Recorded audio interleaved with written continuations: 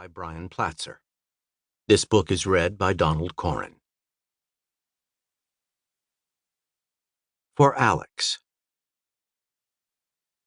Then they said, "Come, let us build ourselves a city with a tower that reaches to the heavens, so that we may make a name for ourselves. Otherwise, we will be scattered over the face of the whole earth." But the Lord came down to see the city and the tower the people were building. The Lord said, "If as one people speaking the same language they have begun to do this, then nothing they plan to do will be impossible for them. Come, let us go down and confuse their language, so they will not understand each other." Genesis, verse 11, lines 4 through 7. The poster read, 12 years old, 10 shots. Jason Blau was walking home carrying a video game controller. The police killed him, shot him 10 times. This must end by any means necessary. We will obey no more. Monday morning we stop following their rules. Hashtag 12 years old, 10 shots. Hashtag Bed-Stuy rising. Part 1. Rosh Hashanah. Chapter 1. Things were good. As good as they'd been in years. Maybe ever. iPhone in hand, Aaron lay in bed and focused the baby monitor app's display in on Simon's little chest, rising and following. Then out in order to see Simon's hands and feet. They were fiery white blobs against the flat white crib mattress sheet. The infrared light shone from his son's skin in the next room over.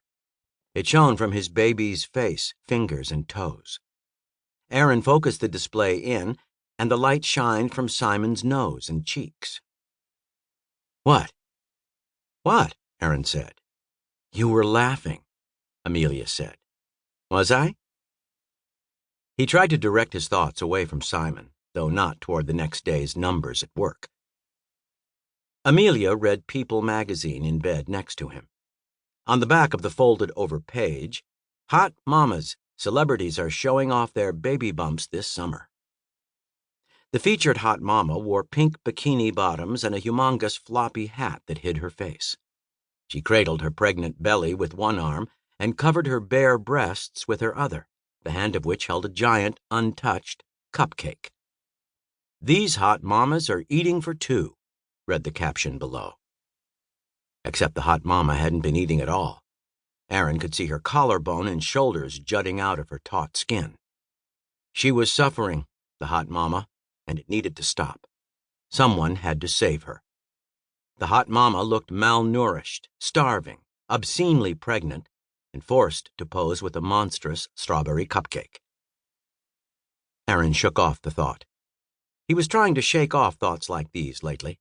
Thoughts that brought attention to imaginary injustices. Maybe the hot mama was blessed with a high metabolism, which was part of what made her so hot. She was a movie star, Aaron remembered. Maybe she'd devour that cupcake and 10 dozen more. Aaron tried to relax.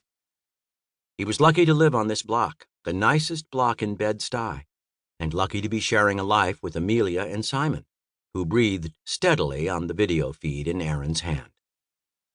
He was lucky to have a baby who looked just like him. Everybody said it. Well, we know whose baby this is. Both Aaron and Simon had hardly any neck and tiny ears. Aaron had never been proud of his tiny ears before.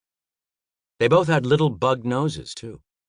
Amelia said their noses were cute on both of them. Aaron thought it might be slightly narcissistic to enjoy looking at his boy as much as he did. Before he went to sleep, he pretended to be working on his phone sometimes. But he was gazing at Simon, even though at night the infrared light meant all he could see were gray patches and blindingly white ones. He watched the bright packet that was his son's chest rise and fall. He thought about how funny it was that this little baby was going to grow up with him as a father, with Amelia as a mother, with these neighbors as neighbors, that this life would be this baby's life. That this baby's father was an investment manager, and this baby's mother profiled celebrities for glossy magazines.